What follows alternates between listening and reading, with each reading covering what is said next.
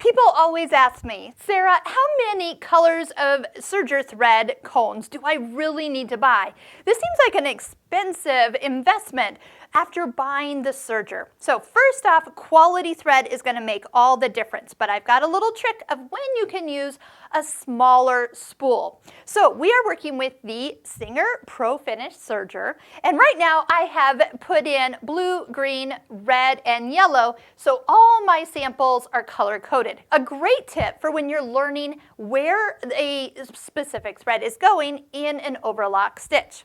But once you get to sewing actual items, you will need 4 spools of white, 4 spools of black or dark combinations. So that could be navy and charcoal and chocolate brown. Those could all be dark colors. So you could have one of each. And I usually recommend some type of gray or cream combination for colorful fabrics. So like quilters, we normally pick gray thread to piece together multicolored quilt blocks. Okay, so here's the trick. Let's say you're sewing something that does matter. Let's say it is a pink fabric today.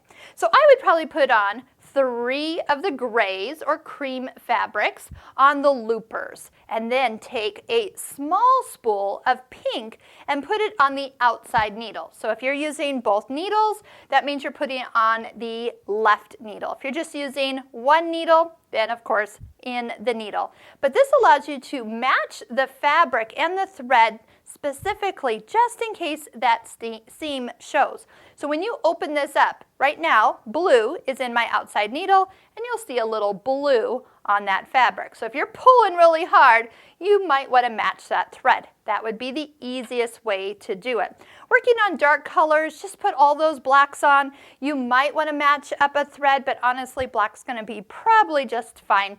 That is a simple way of not having to purchase 4 spools of pink thread. So let me go one step further. Let's say you have 4 white spools on the serger. You will find that the loopers, the 2 that we thread first, the 2 on the end, are going to use up thread a little bit faster than the 2 needle threads. So these 2 spools are going to empty a little quicker. So halfway through your serging journey, you might take the partially empty spools and swap them with the full looking spools, because these will barely get used based on that they're only being used in the needle. So keep that in mind, and anytime you have 4 different spools and you got 2 skinny ones, put those on your needles and you're good to go. So I hope that has helped. We will put links below where good quality serger thread can be purchased.